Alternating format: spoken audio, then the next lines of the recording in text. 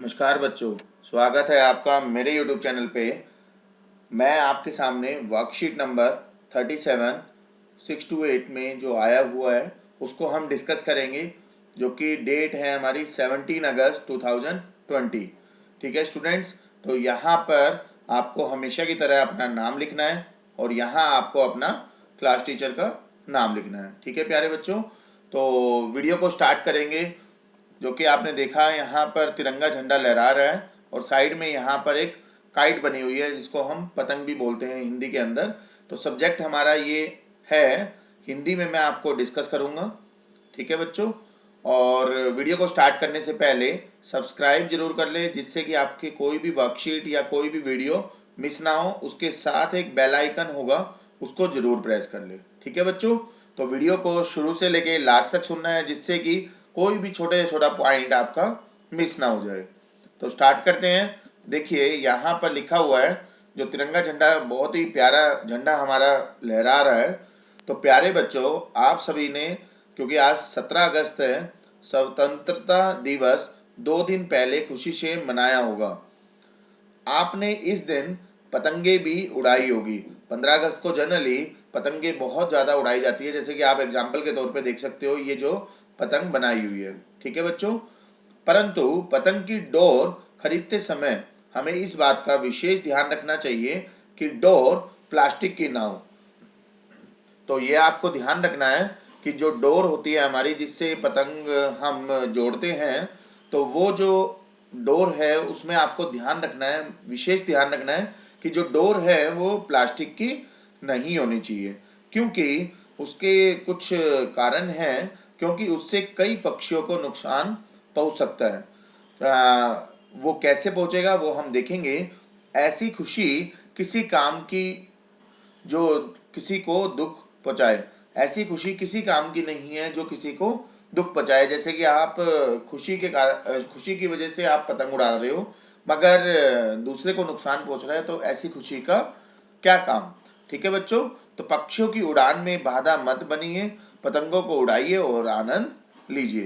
तो पक्षी भी उड़ते रहे और आपकी पतंग भी उड़ती रहे, तो इस तरह का काम हमें करना है बच्चों। ठीक है, तो पहला क्वेश्चन है, कुछ क्वेश्चन दिए हुए हैं इसमें, इसी के ऊपर, तो उसको कैसे हम सॉल्व करेंगे। जैसे कि पहला क्वेश्चन आ रहा है, स्वतंत्रता दिवस कब मनाया जाता है। अभी यहाँ पर बोला स्वतंत्रता दिवस 2 दिन पहले ही खुशी से आपने मनाया होगा। आज 17 अगस्त है, तो 2 दिन पहले कौन सी डेट हो गई, 15 अगस्त। ठीक है बच्चों, तो 15 अगस्त को स्वतंत्रता दिवस मनाया जाता है। और अगर कई बार क्वेश्चन पूछता है कि आपका पहला स्वतंत्रता दिवस कब मनाया गया था, तो उसका आंसर आपने देना है, जो पहला स्वतंत्रता दिवस मनाया गया था वो मनाया गया था 15 अगस्त 1947। ठीक है बच्चों, तो ये आपको आंसर लिखना है। और जो स्वतंत्रता दिवस मनाया जाता है वो कौन से दिन मनाया जाता है, 15 अगस्त को। ठीक है बच्चों, तो दूसरा क्वेश्चन देखते हैं। दूसरा क्वेश्चन यहाँ पर लिखा हुआ है बच्चों, प्लास्टिक की डोर से क्या नुकसान हो सकते हैं।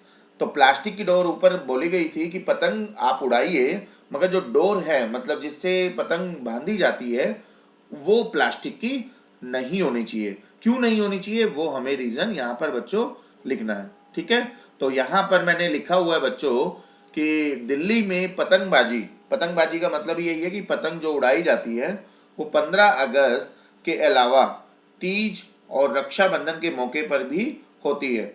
दिल्ली में वैसे जनरली 15 अगस्त को मनाई जाती है, मगर उसके अलावा भी तीज और रक्षाबंधन में भी कई कई जगह पर पतंग उड़ाई जाती है। ठीक है बच्चों, तो पतंगबाजी में पेच लड़ाने के लिए जो हम पेच लगाते हैं एक पतंग से दूसरी पतंग, तो चाइनीज और शीशे के मांझे का प्रयोग होता है। तो मांझे का मतलब है डोर। ठीक है, मतलब जो डोर बांधी जाती है वो एक पूरा का पूरा मांझा होता है जो पूरा डोर से बंधा होता है। तो उसको करने के लिए हमें चाइनीज और शीशे के मांझों का प्रयोग होता है। तो उसके क्या कारण है कि हमें प्लास्टिक की डोर नहीं होनी चाहिए। तो ये रीज़न मैंने लिखे हुए हैं बच्चों आपकी सुविधा के लिए, जो कि आपको इजी रहेगा वर्कशीट को कंप्लीट करने में। तो पहला क्वेश्चन, पहला पॉइंट है इसकी वजह से न सिर्फ पतंगबाजी कर रहे लोगों के हाथ कट जाते हैं, बल्कि गाड़ियों में यह मांझा फंसता है। ऐसा नहीं है कि सिर्फ और सिर्फ, आपने देखा होगा कई बार पतंग अगर बच्चे उड़ाते हैं या आपके पेरेंट्स ने उड़ाए होंगे, तो वहाँ पर क्या है, हाथ कट जाते हैं, क्योंकि उसमें कांच होता है, उसमें प्लास्टिक होता है। तो उसके अलावा गाड़ियों में यह मांझा फंस जाता है। आपने देखा होगा पतंग उड़ते उड़ते जब गाड़ियाँ चल रही होती है रोड पे, तो वहाँ पर भी ये मांझा फंस जाता है, तो उनका बैलेंस बिगड़ता है, जिससे कि उनको एक्सीडेंट होने की या इस टाइप से दिक्कत आ सकती है बच्चों। ठीक है।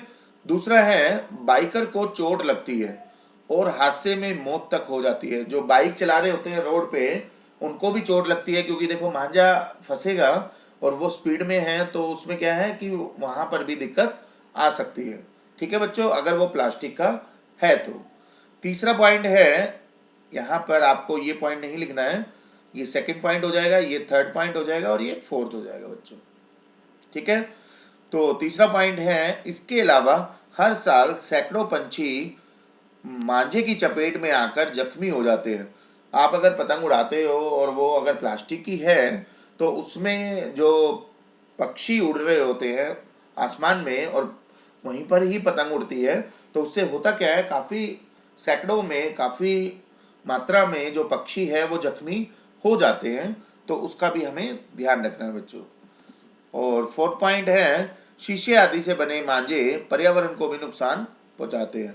जो हमारा वातावरण है और जो हमारा एनवायरनमेंट है, उसमें भी नुकसान पहुंचाते हैं बच्चों, शीशे आदि या इस टाइप से मांझे जो बने होते हैं। ठीक है। तो इस तरह का हमें खास ध्यान रखना है कि पतंग उड़ानी है और एंजॉय करना है, मगर किसी को नुकसान नहीं पहुंचना चाहिए।